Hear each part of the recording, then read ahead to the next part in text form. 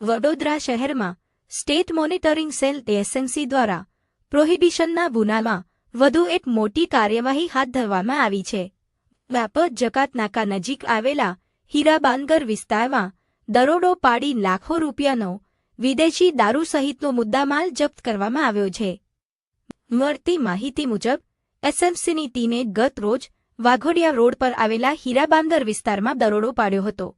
આ કાર્યવાહી દરમિયાન અંદાજે ₹5,75,000થી વધુ કિંમતની 1601 વિદેશી દારૂની બોટલો કબજે કરવામાં આવી હતી. આ ઉપરાંત ટીવીએસ જ્યુપિટરના 2 વાહનો, રોકડ ₹4,890 અને 2 મોબાઈલ ફોન પણ જપ્ત કરવામાં આવ્યા છે. સમગ્ર કાર્યવાહી દરમિયાન કુલ ₹6,90,561નો મુદ્દામાલ કબજે કરવામાં આવ્યો છે. આ કેસમાં પોલીસે યોગેશ ચાવડા, વિજયસિંહ વાઘેલા અને અજય ઉર્ફે સની કહાર નામના 3 આરોપીઓની ધરપકડ કરી છે. પ્રાથમિક તપાસમાં 2 આરોપીઓ દારૂના સપ્લાયર હોવાનું જ્યારે એક આરોપી દારૂનો ગ્રાહક હોવાનું સામે આવ્યું છે.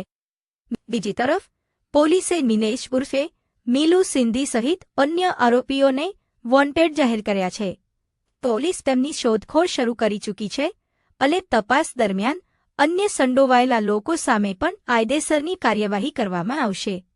આ સમગ્ર કાર્યવાહી એસએમસીના પીએસઆઈ એજી અમુરકરના માર્ગદર્શન હેઠળ કરવામાં આવી હતી. આરોપીઓ સામે ગુજરાત પ્રોહિબિશન એક્ટ તથા ભારતીય ન્યાય સંહિતાની વિવિધ કલમો હેઠળ ગુનો નોંધવામાં આવ્યો છે.